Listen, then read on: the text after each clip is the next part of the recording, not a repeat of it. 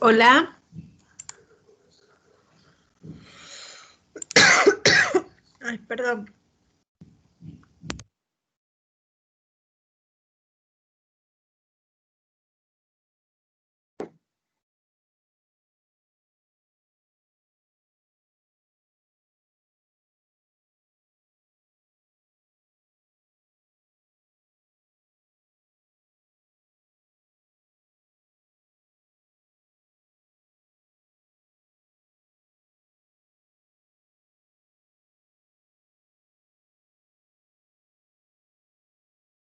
Hola, ¿me escuchan?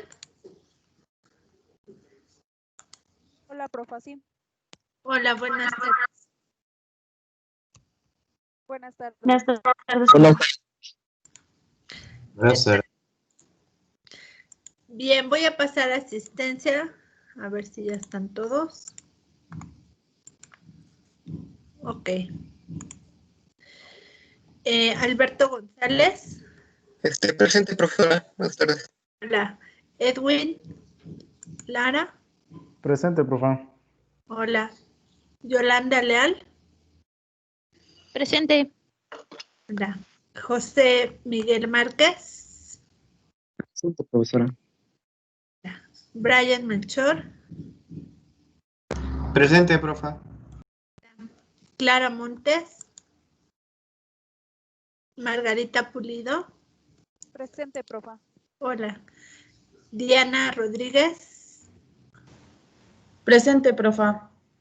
Ana Solano. Presente. Ok, muy bien. Vamos a iniciar la clase del día de hoy. Vamos a empezar a hablar sobre los procesos de absorción de los fármacos.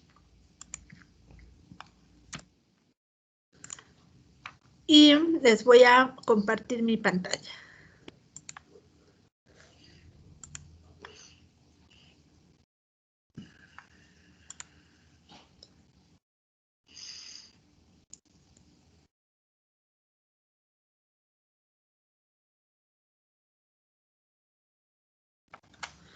Bueno, ya la clase pasada hablábamos de que aquí no puedo seleccionar la diapositiva, tengo que pasar todas.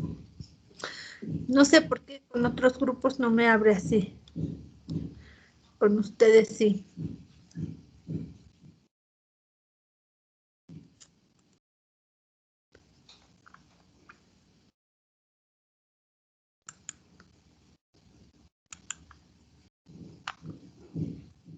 No me deja avanzar.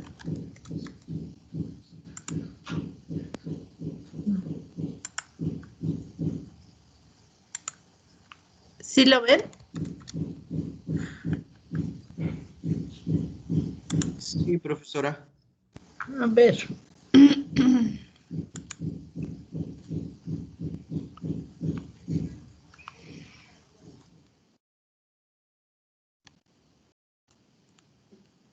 No me deja avanzar en las diapositivas.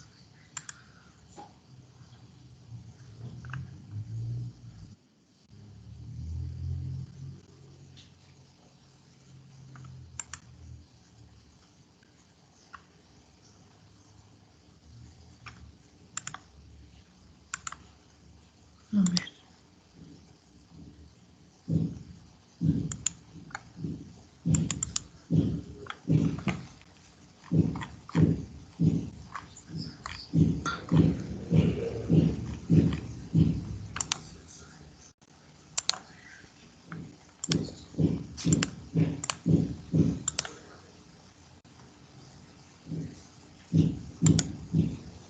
A ver, ahora sí ven mi pantalla. ¿Absorción? Sí, profe. Sí, Ok. profesora. Muy bien. Fíjense, vamos a hablar hoy sobre los mecanismos de transporte y liberación de los fármacos. Esto quiere decir que para que nosotros tengamos el efecto de un fármaco, pues este tiene que llegar a un sitio, diana, a su sitio de acción, pero para ello tiene que ser pues liberado por medio de que este sea disuelto a partir de la forma farmacéutica en la que se encuentre. Y si fuera administrado, por ejemplo, por vía intravenosa, pues no requiere un proceso de absorción directo, ¿no? Para que cruce membranas, pero sí va a cruzar otras membranas dentro del organismo. Ahora bien, entonces tenemos que ver que el proceso de absorción es el proceso inicial para que éste pueda ejercer su acción, ¿sí? Pero posteriormente tiene que distribuirse, metabolizarse y luego excretarse. Y bueno, ya hablaremos en cada caso de cada uno de estos procesos.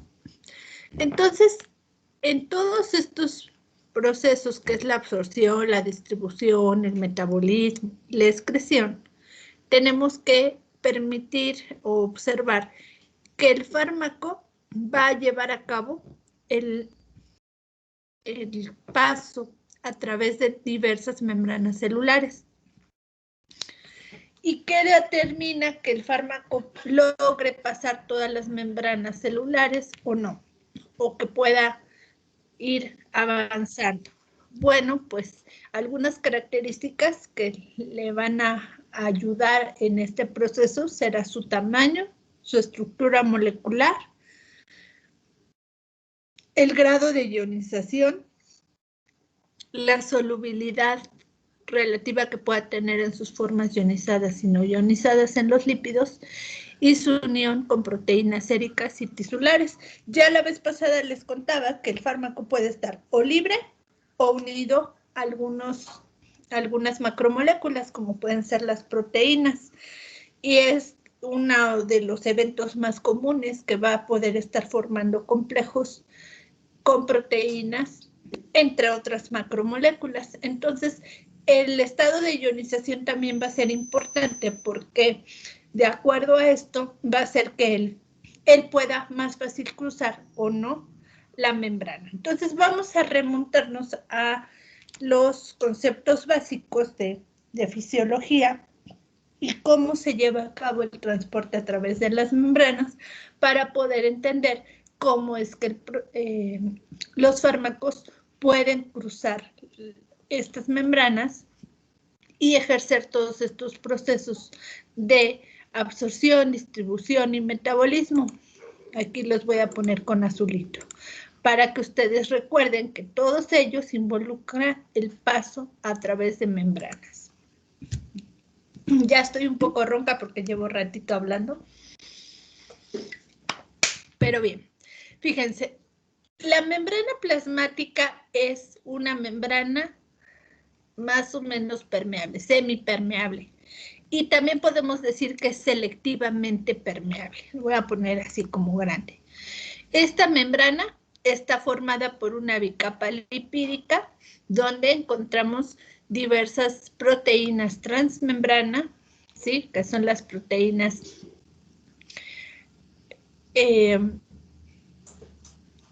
de tipo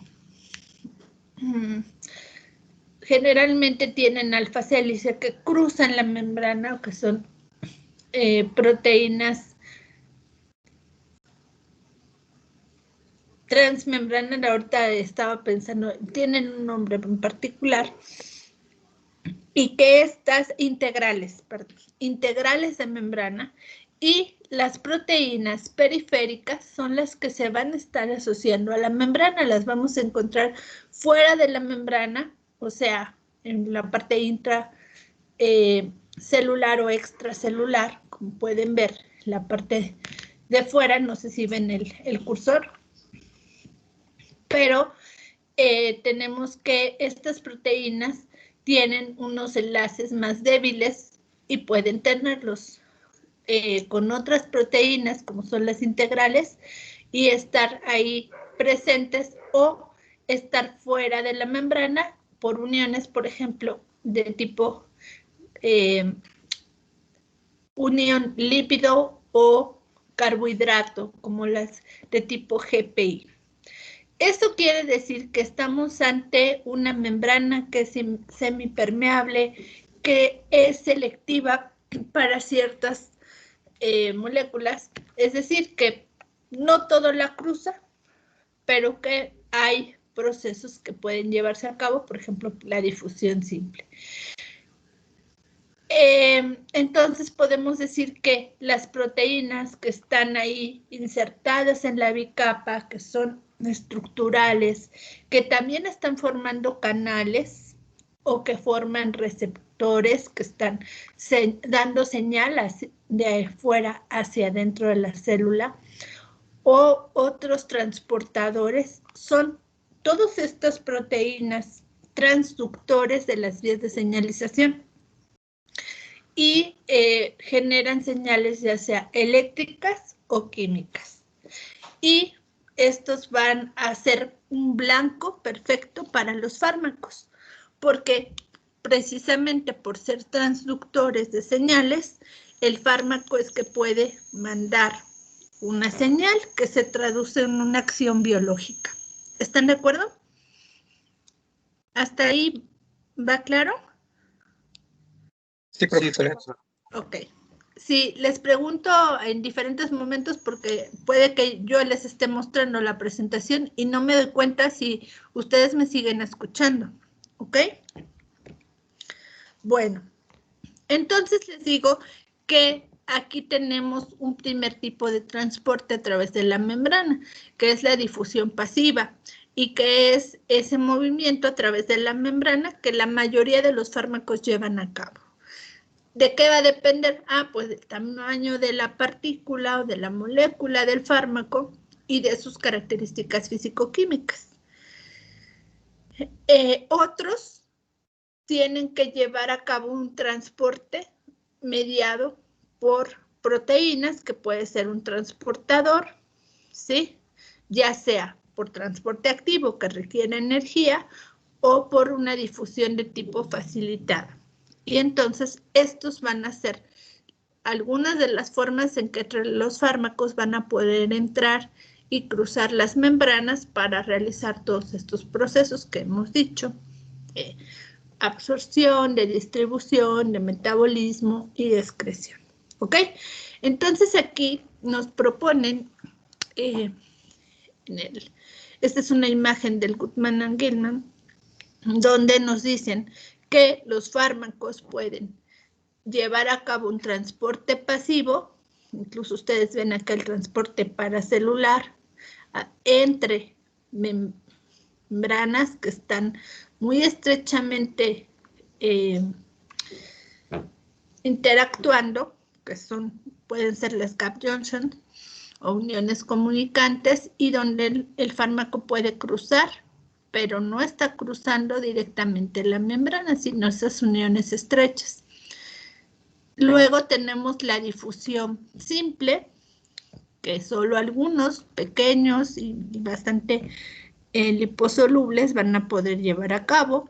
Otros con difusión facilitada, que usan algunos mediadores, como pueden ser canales.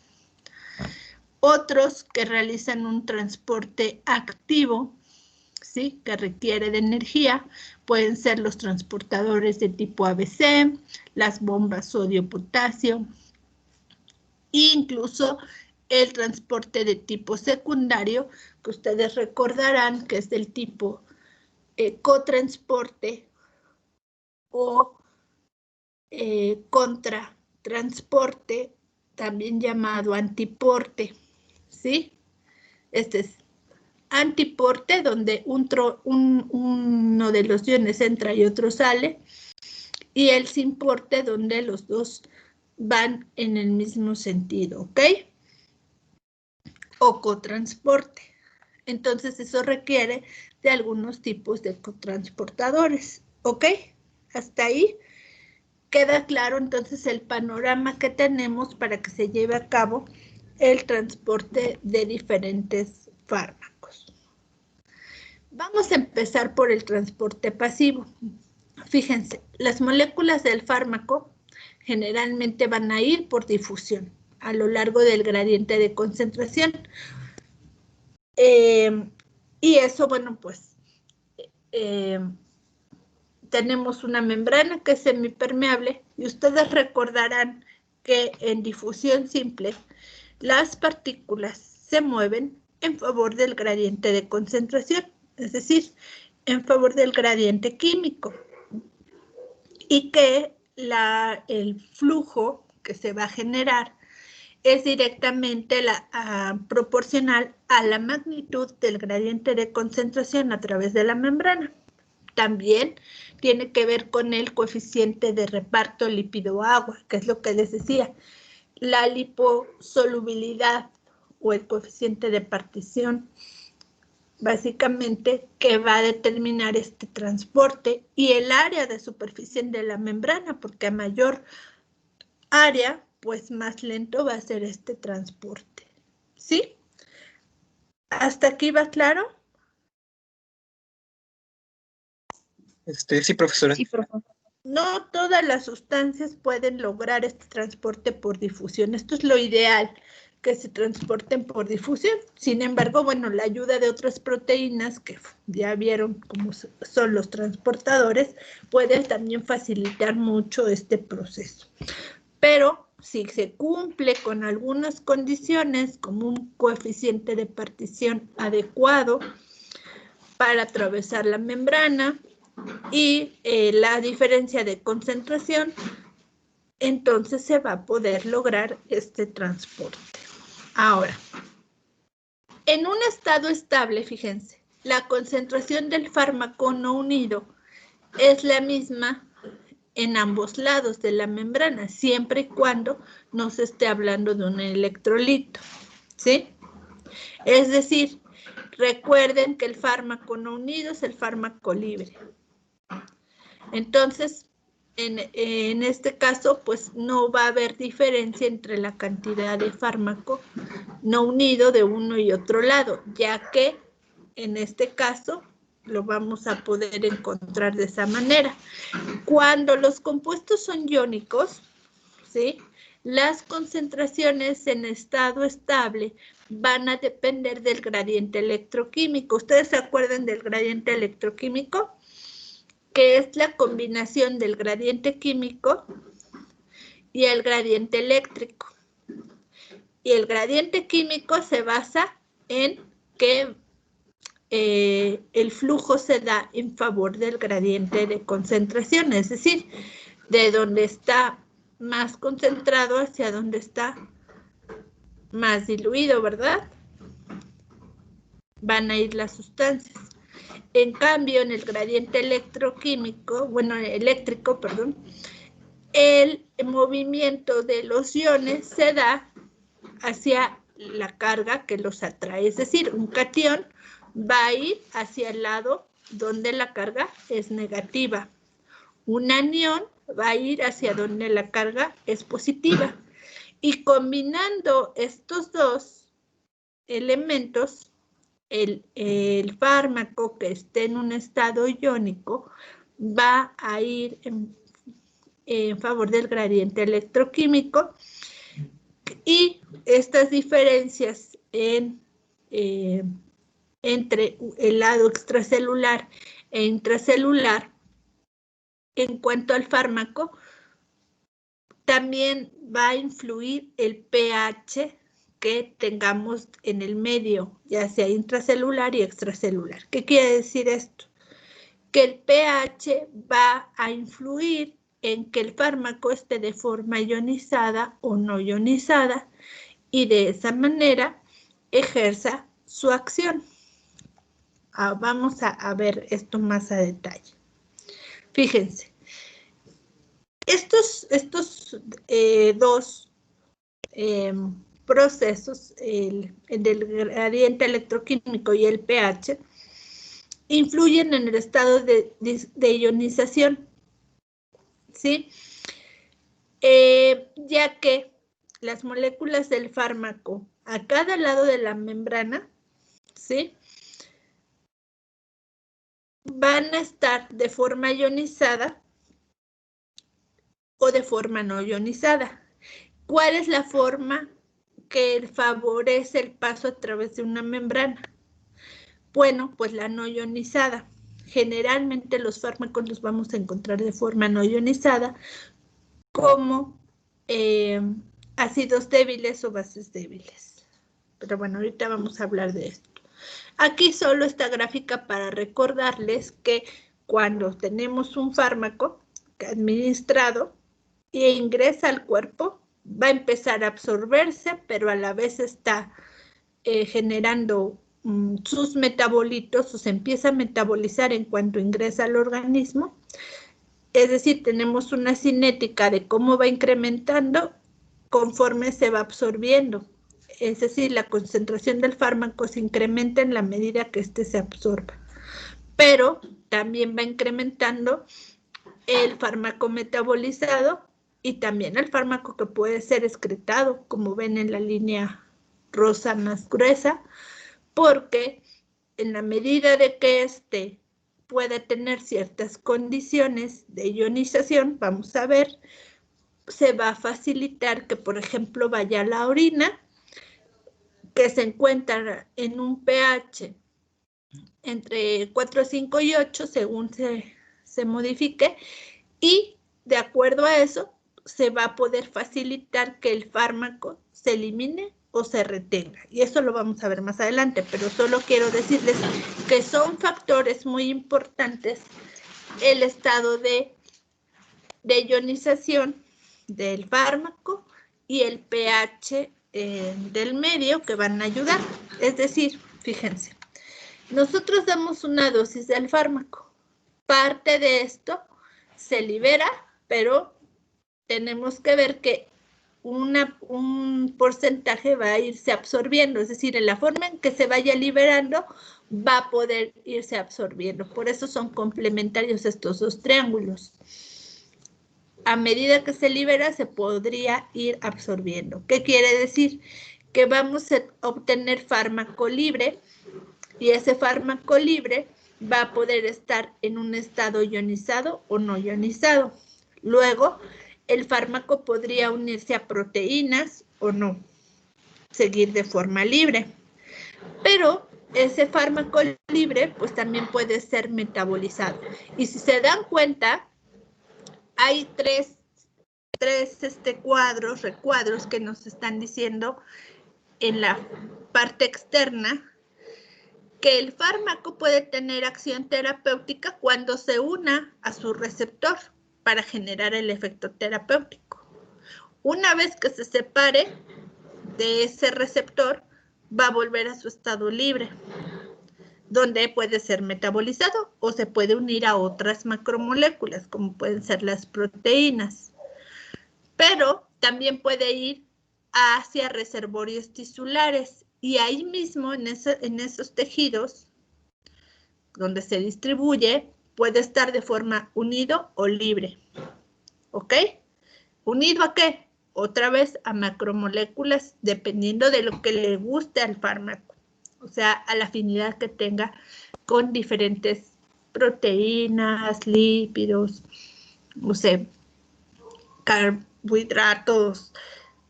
Podemos hablar de una serie de macromoléculas. Luego, también podría llegar a un sitio de acción no deseado, a almacenarse en otros sitios, aquí diferentes al lugar terapéutico. Pero vean, no necesariamente es un reservorio. Reservorio estamos pensando cuando este fármaco se empieza a acumular, se empieza a almacenar.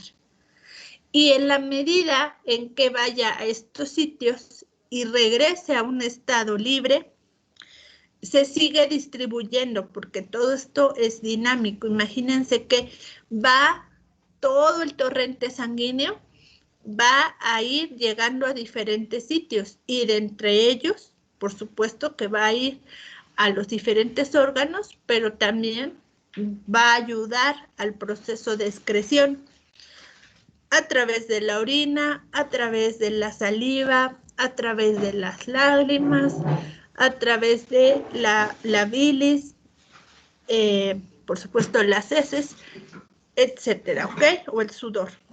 Ahora, este fármaco va también a irse eliminando. Entonces, de todo esto, digamos que es un resumen de lo que estaría dándose a nivel farmacocinético, donde el fármaco está en continuo cambio de estar unido a proteínas o a macromoléculas o estar libre, unido o libre. Y en ese proceso se va a biotransformar para su excreción, aunque también puede ser que haya metabolitos activos, eso es posible. Entonces tenemos estos dos escenarios. ¿Queda claro hasta aquí? ¿Cuál sería el panorama dentro de ese proceso? Ahorita nos vamos a enfocar a la absorción. Pero recuerden que para que se den todos estos procesos, también va a haber movimiento para el cruce de membranas. A lo mejor a nivel de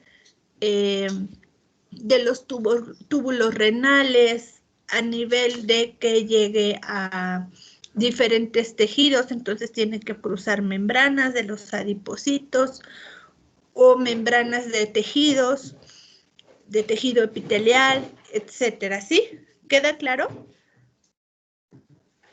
¿Hasta ahí vamos bien? Sí, profesora. Ok. Sí, profa.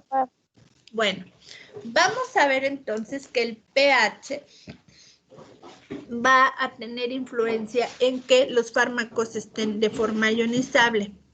Muchos fármacos, les dije, son ácidos o bases débiles en una solución acuosa. Entonces ahí en esa solución van a estar de forma ionizada y no ionizada. La forma no ionizada va a tener solubilidad en los lípidos y va a difundir a través de las membranas. Por eso les dije, el estado ionizado no ayuda al cruce de las membranas porque precisamente las cabezas no polares de los grupos fosfatos en las membranas pues lo repele. En cambio, el estado no ionizado favorece el cruce a través de las membranas, ¿sí? Entonces, de esa manera, vamos a ver que se solubiliza o se permite el cruce de la membrana. Y bueno, también vamos a ver que algunos grupos funcionales de los fármacos van a ayudar a que haya una mejor interacción. Por ejemplo, en algunos casos, los grupos carboxílicos, los grupos aminos primarios, secundarios, terciarios o cuaternarios le favorecen para que el fármaco pueda interaccionar con la membrana. Si ustedes ya llevaron química orgánica y analizaron diferentes estructuras de fármacos, van a recordar que muchos de ellos tienen grupos carboxilos, grupos aminos y que precisamente no solo para su actividad farmacológica, sino también para favorecer los procesos de absorción. ¿Sí? Bueno, entonces fíjense, la distribución a través de la membrana, en el caso de un electrolito débil, va a estar influida por el pK. Ahorita vamos a hablar de qué es este pK, que es la constante de disociación ácida. Y este va a estar también, el proceso de distribución va a estar influenciado también del pH del medio, ¿sí? Entonces son dos valores de pH. El pK en especial es el pH al cual la mitad de los moléculas del fármaco, ya sea un ácido o una base, están en forma ionizada. Si ustedes entonces buscan ese pH al cual la mitad está en forma ionizada, pues la otra mitad estará de forma no ionizada. Entonces, la proporción del fármaco no ionizado a un pH determinado se puede calcular con esta ecuación de Henderson-Hasselbalch. ¿Qué nos dice? Bueno, pues que el logaritmo de la concentración de la forma protonada sobre la no protonada va a ser igual al pKa menos el pH. Finalmente, estas ecuaciones lo que se hace es pues, despejarlas para poder calcular ya sea la relación de la forma protonada, ¿sí? Del ácido o de la base, y de acuerdo a eso podemos sacar el pKa de este fármaco en un pH determinado. Recuerden que el fármaco va a pasar por muchos compartimentos. Por ejemplo, en el estómago se va a encontrar a un pH muy ácido. En cambio, en el intestino va a ir subiendo el pH al cual se va a encontrar, de tal manera que eso va a ir generando una modificación en su estado ionizado o no ionizado. Y pues va a favorecer más o menos a su proceso de absorción. Ahorita vamos a ver cómo es que favorece o no favorece. Fíjense, en el estado estable, ¿sí? Se acumularía un fármaco ácido en el lado más básico de la membrana, es decir, que el fármaco ácido no cruza fácilmente la membrana cuando está en un medio básico, ¿ok? Y un fármaco básico no va a cruzar fácilmente en un medio ácido, ¿sí? Eso, ¿cómo se reconoce? Pues le llaman fenómeno atrapamiento de iones, ¿sí? ¿Qué quiere decir? Que entonces en un medio ácido va a pasar más fácil o va a atravesar las membranas más fácil un fármaco que sea ácido, un ácido débil. Y una base débil va a cruzar más fácil las membranas en un medio o pH alcalino, ¿sí? ¿Hasta ahí vamos bien? ¿O no? Sí, profesora. ¿Todos Sí, bien? profe. Sí, profe. Ok. Este es el ejemplo, fíjense. Aquí tenemos el plasma y aquí el jugo gástrico. Entonces, vean, el jugo gástrico está a un pH de 1.4 y aquí tenemos la barrera de la mucosa lipídica y el plasma que está a un pH de 7.4. En este medio, ¿qué se favorece? Que el fármaco vaya a un estado de disociación, ¿sí? Donde no esté en su forma protonada. En cambio, en medio ácido se favorece que el fármaco esté de forma protonada. Y nos dicen, la influencia del pH en la distribución de un ácido débil con un pKa de 4.4, o sea, por eso es un ácido débil, porque su pKa es 4.4, donde la mitad del fármaco está en la forma no ionizada. Y entre el plasma y el jugo gástrico, que está separado por una barrera lipídica. El ácido débil se disocia en diferentes grados en el plasma que en el ácido gástrico, que está un pH ácido. El pH más alto va a facilitar la disociación y el pH más bajo va a reducir la disociación. La forma sin carga, que sería esta, la no disociada, se equilibra a través de la membrana. Y entonces nos dicen aquí los números entre azules que nos dan las concentraciones de equilibrio relativo entre la forma protonada y no protonadas, que se calculan con la ecuación que ya habíamos visto de Henderson-Hasselbalch. ¿Qué quiere decir esto? Nada más que nosotros podemos predecir cómo se comporta el fármaco en un estado ionizado o no ionizado a un pH del medio, como en este caso 7.4. Como el fármaco tiene un pKa de 4.4, va a ir hacia la forma ionizada. Y en este caso, la vamos a encontrar en la forma protonada, ¿ok? Sí, profesor. Entonces, se puede, en este caso, nosotros podemos decir, aprovecharíamos el efecto del pH en la partición de moléculas de fármaco para alterar la excreción. ¿Qué quiere decir esto? Que si nosotros modificamos el pH como requiéramos, podemos promover que genere la excreción del fármaco. Ya dijimos que se absorbe un ácido mejor en un medio ácido y una base se absorbe mejor en un medio alcalino. Pero para su excreción, por ejemplo, en el túbulo renal, el pH de la orina pues puede ir de 4.5 a 8, ¿sí? Y a medida que disminuya el pH de la orina, ¿sí? Como aumenta el número de protones, los ácidos débiles y las bases débiles existirán en mayor medida en sus formas protonadas. Lo contrario es que a medida que esto aumente, el pH se va a favorecer que esté en las formas disociadas. ¿Cómo traducimos todo esto?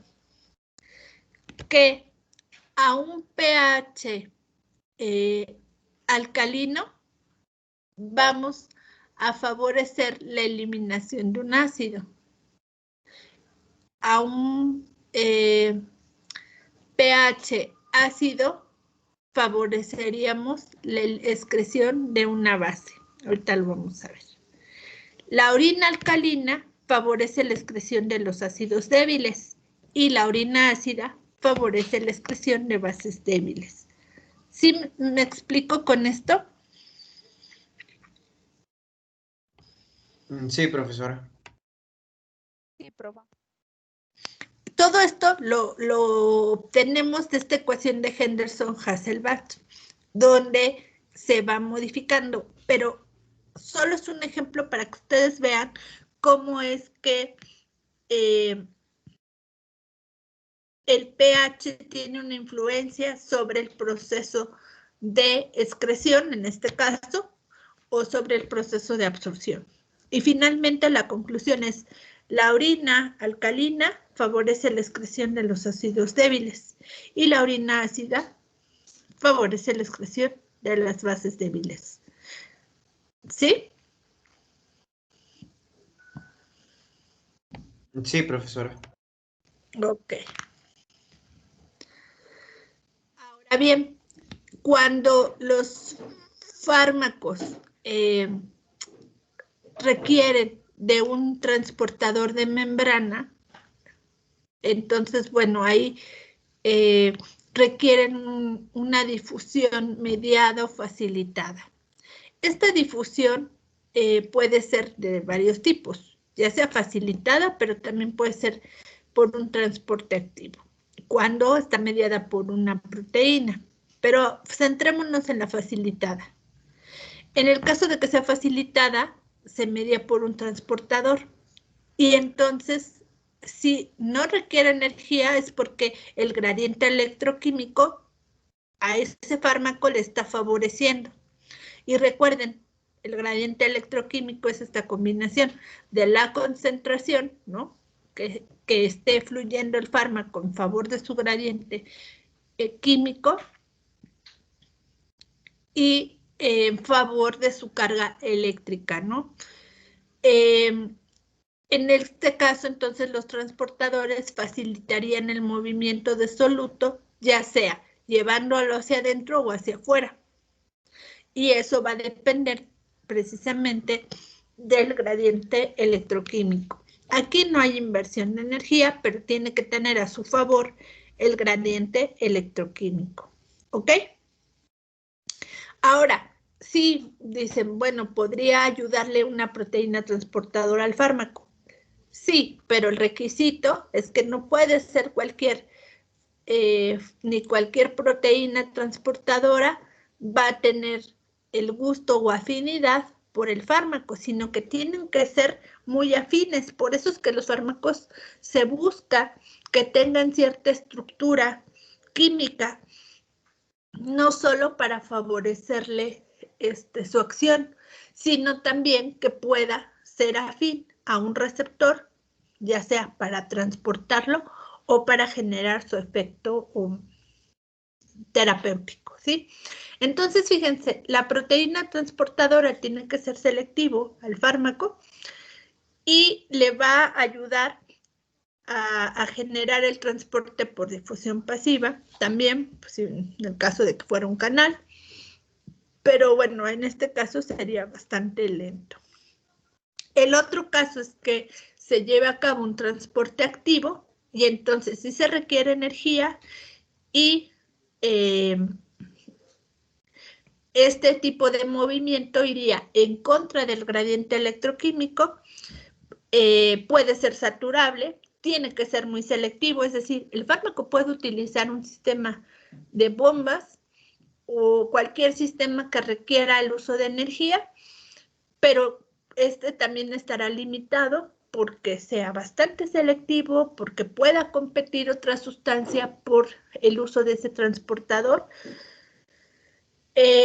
Por ejemplo, en el caso de los compuestos cotransportados, que decíamos que van en una misma dirección o en dirección diferente, los antitransportados, pues tienen sus limitantes. Son sistemas saturables y muy selectivos.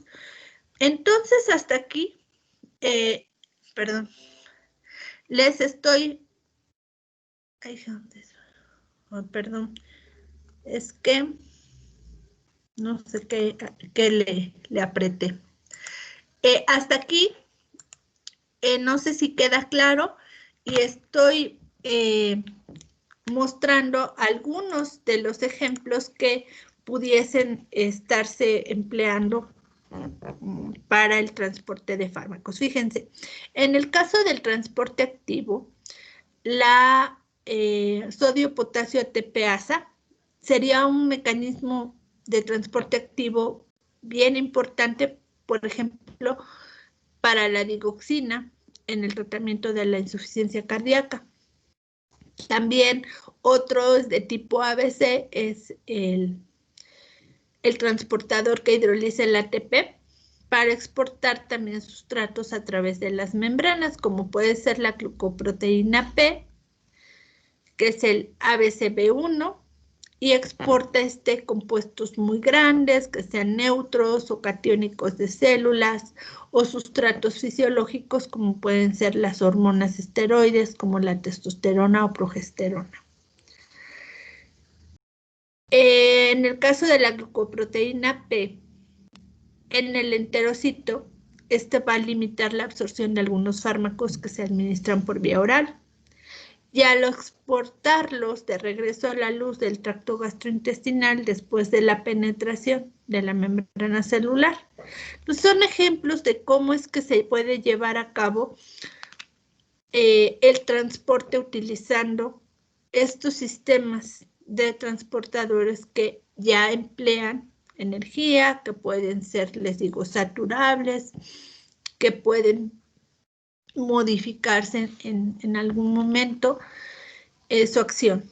Hay otra familia, por ejemplo, la SLC, que puede mediar el transporte activo secundario utilizando energía electroquímica que es almacenada en un gradiente, por ejemplo, de sodio, para translocar solutos biológicos y también fármacos a través de las membranas. Entonces, la proteína de intercambio sodio-calcio usa energía almacenada en el gradiente de sodio que se establece por la sodio-potasio ATPasa para exportar calcio citosólico y mantenerlo en un nivel basal, no sé, alrededor de 100 nanomolar en la mayoría de las células.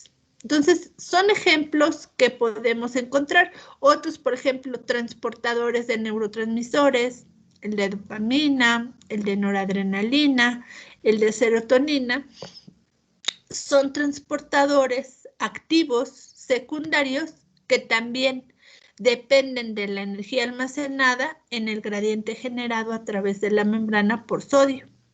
Otros son simportadores que coordinan movimiento de sodio y de un neurotransmisor en la misma dirección. Y bueno, esos también, por ejemplo, pueden ser utilizados para fármacos antidepresivos y otros más. Entonces, aquí voy a poner la cámara para verlos.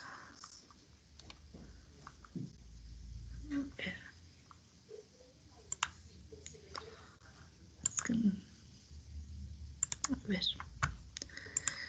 Los veo. Lo que quiero entonces es que ustedes busquen algunos ejemplos de fármacos que son ácidos débiles, bases débiles. ¿Sí me ven? ¿Me siguen? Sí, profesora. Y puedan decir en un pH, por ejemplo, del ácido en el estómago, o a un pH de 7.4, que sería en el plasma, o a un pH más alcalino, por ejemplo, en el intestino, ¿cómo se encontrarían estos fármacos? ¿Sí? Es decir, sabiendo el pH el pH, el pK, ustedes pueden ver cómo se pueden encontrar, ¿ok? Esa sería una de las preguntas. La otra es conocer cuáles proteínas, transportadores, etcétera, pueden favorecer el transporte de algunos fármacos. Básicamente, eso sería como que los puntos que podrían ustedes comentar. ¿Sí? ¿Me escuchan? Sí, profesora, entonces Sí, sería profesora. esa la tarea. Ejemplos de... Y el día de mañana revisemos un poco más y podamos hacer un comentario de algunos ejemplos y continuar con el análisis de procesos de transporte y absorción. A ver, fíjense, el día de hoy estamos viendo mecanismos de transporte y liberación. ¿Qué factores físico-químicos modifican la absorción de un fármaco? Eso también es importante que lo comentemos. Ya hablamos de que tienen que ser estos favorablemente, les va a ayudar su estado no ionizado, ¿verdad? Para que crucen las membranas. Tienen que ser moléculas no tan grandes, ¿verdad? Para que puedan cruzar si es que lo realizan por difusión simple, o en dado caso, si son moléculas grandes, estas tienen que tener afinidad por un transportador, ¿verdad? Pero también va a haber factores biológicos que modifiquen su absorción, como pueden ser el pH del medio, y por supuesto estamos hablando de que dentro de las condiciones del fármaco, pues los gradientes electroquímicos van a favorecer que se genere el transporte a través de las membranas. Entonces, la idea es que sigamos trabajando estos factores, tanto los factores físico-químicos propios del fármaco como factores biológicos, ¿sí? Y pues busquemos algunos ejemplos que nos puedan ayudar a entender más este proceso. ¿Hasta aquí vamos bien? Sí, profesora. Sí, profe. ¿Sí? Edwin, Sí, profa. Diana, Sí, profa. Clara, Yolanda. ¿Ya se Sí, fueron? profa, ¿todo bien? ¿Sí? Sí. Bueno, entonces vamos a buscar un poco más sobre este transporte activo, algunos ejemplos. Y mañana también voy a retomar el proceso de absorción y la biodisponibilidad, porque en la medida que el fármaco se absorba y cruce las membranas, vamos a tenerlo disponible para que interaccione con su diana molecular o con su receptor, ¿verdad? Entonces, ahí vamos a hablar de qué tiene que ver la biodisponibilidad. Ahora, otro de los puntos que revisaremos es, bueno, y dependiendo de la vía de administración, cómo es esta cinética de absorción, ¿verdad? Si es intravenosa, pues ya lo tenemos directo disponible, ¿verdad? Ya nada más va a necesitar cruzar las membranas para llegar a su diana, ¿verdad? Pero si lo damos subcutáneo, ¿qué pasa? Si lo damos intramuscular, si tenemos un jarabe, una tableta que se ingiere de forma oral, ¿cuál sería el patrón, ¿no?, de absorción? ¿Qué factores van a determinar que la tableta se absorba o no? Pues primero se tiene que disolver, ¿verdad? Tiene que estar bien disuelta y finalmente pues cumplir con las características físico-químicas para que pueda generar este proceso de absorción. ¿Sí? ¿Por qué se generaron pues diferentes vías farmacéuticas? Bueno, diferentes formas farmacéuticas que se administran por diferentes vías debido a su gran utilidad, ¿verdad? Porque cada una de ellas permite que el fármaco llegue a ser biodisponible. Y por supuesto también va a depender de algunos factores como puede ser el propio fármaco. Entonces, esto es lo que en la siguiente clase voy a hablar sobre procesos de absorción, sobre las vías de administración y la biodisponibilidad, pero hoy les pido que en el tiempo que queda, por favor, se pongan a revisar algunos ejemplos de estos tipos de transporte. Básicamente, lo que les he puesto en esta diapositiva. Nuevamente les comparto pantalla. Esto, pero ahora, ¿cómo lo realizan los fármacos? Para que entonces nos centremos en, pues sí, es así como tal fármaco puede llegar y ser transportado a través de un transportador de tipo ABC o una bomba o un cotransportador, ¿sí? O por difusión facilitada. Básicamente eso, y que ustedes conozcan cómo es que el pH influye en su estado ionizado o no ionizado. Pero queda claro cuándo se favorece o no el proceso de absorción. ¿Sí? ¿Todo bien? Oiga, profa, entonces sería como buscar un fármaco, Ujú. como un ejemplo, por así decirlo, de cada uno de los mecanismos. Ajá, sí, busquen a ver los que ustedes encuentren y la idea sería que lo pongan en su blog de notas, lo comentamos mañana para ver de inicio esto que ustedes ya hayan revisado y posteriormente continúo con los puntos que ya he mencionado, ¿ok? Sí, profa, entonces no sería como tal en un archivo, sino que lo No, escribiríamos como háganlo en notas de blog de clase. notas, en blog Ok. de notas en Teams, para que a ustedes ahí lo tengan y yo lo pueda revisar, ¿sí? Sí, está bien. Sí. Lo que hemos visto el día de hoy, ¿ha quedado claro? Sí, profesora. Sí, profa. Muy bien. Sí, Bueno, profesora. ok, pues si no tienen preguntas demás, pues les dejo este tiempo para que empiecen a buscar sus ejemplos y mañana hablemos de esto. Sí, profe, está bien. Sí, profesora. Gracias. Gracias. Que estén Hasta muy luego, bien, profe. que tengan buena noche. Igualmente. Hasta luego, Igualmente, profa. Mañana, profesora. profe. Gracias. Adiós. Hasta Hasta mañana. luego. Hasta luego, profe. Gracias. Cualquier duda o algo me escriben. Hasta luego, profe. Gracias. Sí, adiós, profe. Sí, profesora. Hasta luego.